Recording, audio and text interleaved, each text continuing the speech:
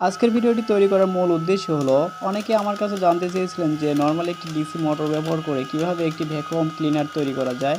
সেজন্য আজকের এই ভিডিওটি তৈরি করা।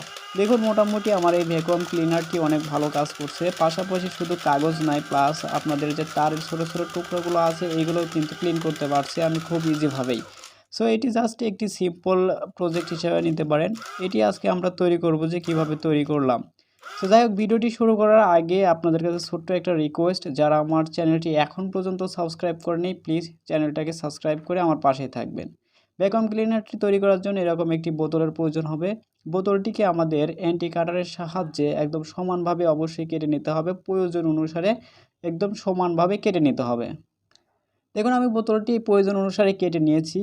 এরপর আমাদের একটি পিভিসি পাইপ দিয়ে এরকম একটি স্ট্রাকচার তৈরি করে নিতে হবে, যেটা বোতলের ফাঁকা অংশটি সম্পূর্ণরূপে মেকআপ খেয়ে যায়। এবং আমাদের একটি ডিসি মোটর প্রয়োজন হবে। অবশ্যই এখানে হাই স্পিডের মোটর ব্যবহার করতে হবে, যেন বাতাসের পরিমাণটা প্রচণ্ড আসে, অর্থাৎ প্রেশারটা প্রচুর হয়, সেই মোটর ব্যবহার করতে পারেন। আপনারা এই মোটরগুলো ইউজ না করে 180 মোটর ইউজ করতে পারেন। সেই ক্ষেত্রে আপনাদের বোতলের সাইজটা বড় হতে হবে অথবা পাখাটাকে কেটে নিতে হবে। দেখুন, আমি মোটরটাকে জাস্ট এভাবে সেট করে নিলাম। এখন আমরা গ্লু গান আঠা দিয়ে শক্ত করে এই মোটরটিকে লাগিয়ে নেব। ব্যাস, আমাদের আঠা দিয়ে লাগানোর পর আমরা বোতলের এই ফাঁকা অংশটিতে এভাবে সেট করে নিব। তবে অবশ্যই খেয়াল রাখবেন মোটরের পাখায় এবং বোতলের যে গাটি আছে তার সাথে যেন কোনোভাবে পাখার স্পর্শ না হয়। এবং আমাদের বোতলের গা থেকে মোটরের যে পাখাটি আছে এর পাখার মাঝে যে ডিস্টেন্সটা আছে সেটিও যেন বেশি গ্যাপ না হয়ে যায়। অর্থাৎ পাখাটি ঘুরবে বোতলের যে গাটি আছে তার গা ঘেঁষে, কিন্তু বোতলের গায়ের সাথে লাগা যাবে না। মোটামুটি আমি আঠা দিয়ে লাগিয়ে নিয়েছি, এরকম হয়েছে। এখন এখন দেখুন, এদিক দিয়ে বাতাসটি ঢুকে এদিক দিয়ে বের হবে, কারণ আমাদের ভ্যাকুয়ামটি সামনের থেকে হবে। এখন আমাদের এই বোতলটিকে ধরার জন্য একটি হ্যান্ডেলের প্রয়োজন হবে, হাতলের প্রয়োজন হবে। এই জন্য আমি পিভিসি বোর্ড দিয়ে এই ধরনের একটা হাতল তৈরি করে নিয়েছি। আপনারা একটি হাতল তৈরি করে নেবেন। দেখুন, আমি হাতলের সাথে একটি 3.7 ভোল্টের একটি ব্যাটারি আঠা দিয়ে লাগিয়ে নিয়েছি।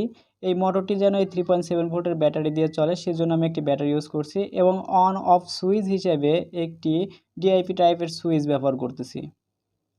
এটি হাতের সামনের দিকে রাখছি সুইচটি, যেন অন এবং অফ করা খুব সহজ হয়। এই জন্য আমি এখানে খুব সুন্দর করে লাগিয়ে নিলাম।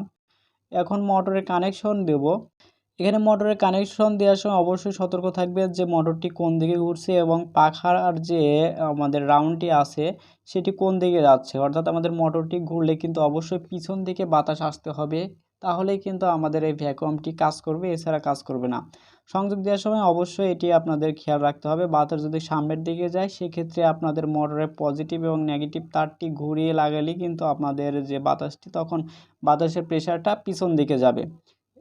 সো এটি অবশ্যই আপনাদেরকে খেয়াল করে লাগাতে হবে। এখন ব্যাটারিটিকে চার্জ করার জন্য আমি টিপি 4056 একটি চার্জিং মডিউল ব্যবহার করতেছি।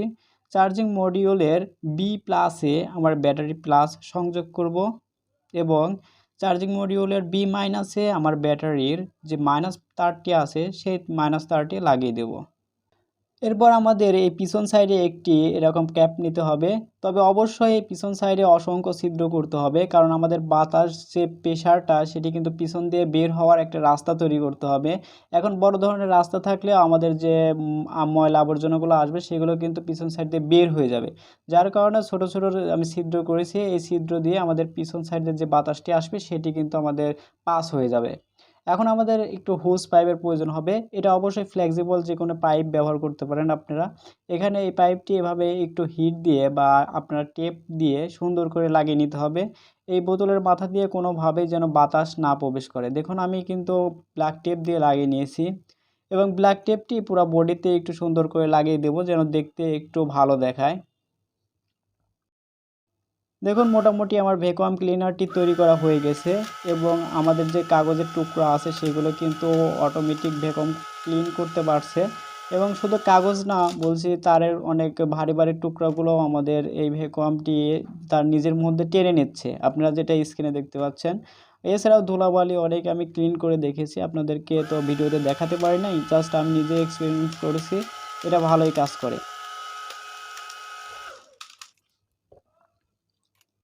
এছাড়া আমি অনেকগুলো কাগজ একসাথে ক্লিন করার চেষ্টা করেছিলাম, সেটিও 100% হয়েছে, আপনারা যেটা ভিডিওতে দেখতে পাচ্ছেন। সো যাই হোক, ভিডিওটি আর বড় করতে যাচ্ছি না। যদি ভিডিওটি ভালো লেগে থাকে এবং আমার ভিডিওগুলো যদি ভালো লাগে, তাহলে অবশ্যই আমার চ্যানেলটিকে সাবস্ক্রাইব করবেন, কারণ আপনারা যদি চ্যানেলটিকে সাবস্ক্রাইব করেন এবং ভিডিওগুলো দেখেন বা লাইক কমেন্ট করেন, সেক্ষেত্রে কিন্তু আমার ভিডিও, নতুন কোনো ভিডিও দেওয়ার মানে অনুভূতিটা বেড়ে যায়। যার জন্য আপনাদের কাছে অনেক রিকোয়েস্ট করছি, প্লিজ চ্যানেলটাকে সাবস্ক্রাইব করবেন এবং আমার এই ছোট্ট চ্যানেলের পাশেই থাকবেন।